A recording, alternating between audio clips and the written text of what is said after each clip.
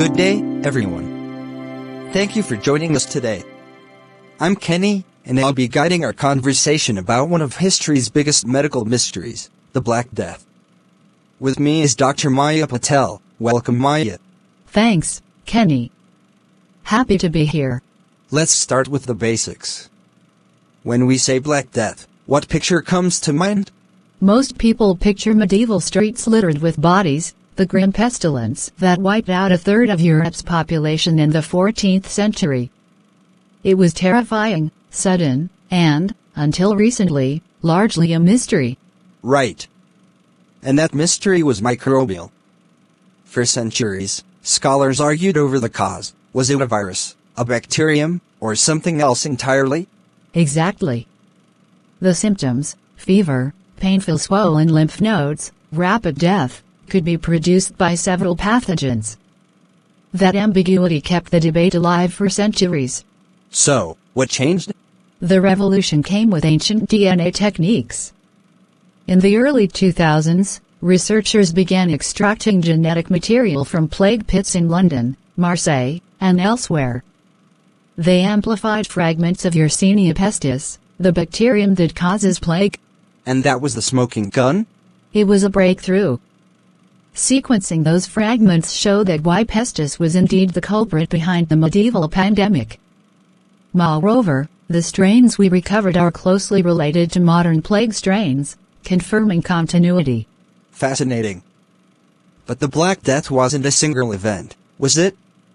There were multiple waves. Correct. The first pandemic, the Justinianic Plague 541-542 CE, also involved Y. pestis.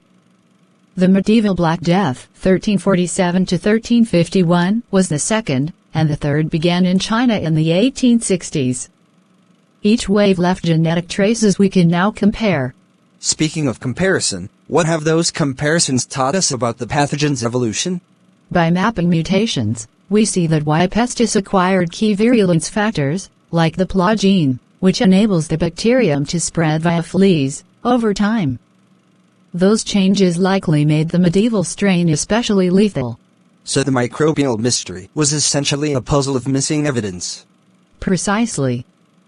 Before DNA, we relied on historical accounts and epidemiology, which were tantalizing but inconclusive. Ancient genomics gave us the missing pieces.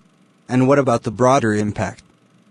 How did solving this mystery reshape our understanding of disease? It reminded us that pathogens can jump from animals to humans. Y. pestis is a zoonotic bacterium carried by rodents and fleas. It also highlighted how quickly a single organism can reshape societies, economies, and even language. Think of the term quarantine, from Italian 40 giorni, 40 days. A sobering reminder. Before we open the floor, Maya, could you share one surprising detail that most people don't know? Sure.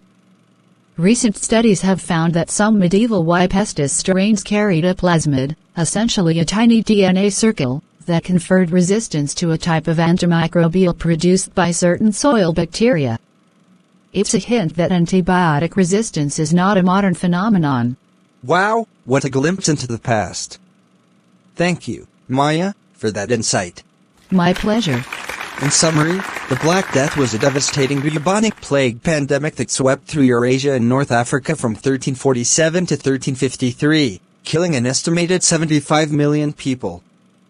Caused by the bacterium Yersinia pestis, the disease spread primarily through fleas on rats and other rodents, with symptoms including swollen lymph nodes, fever, chills, and the development of dark patches on the skin. That will be all for today on Microbial Mysteries.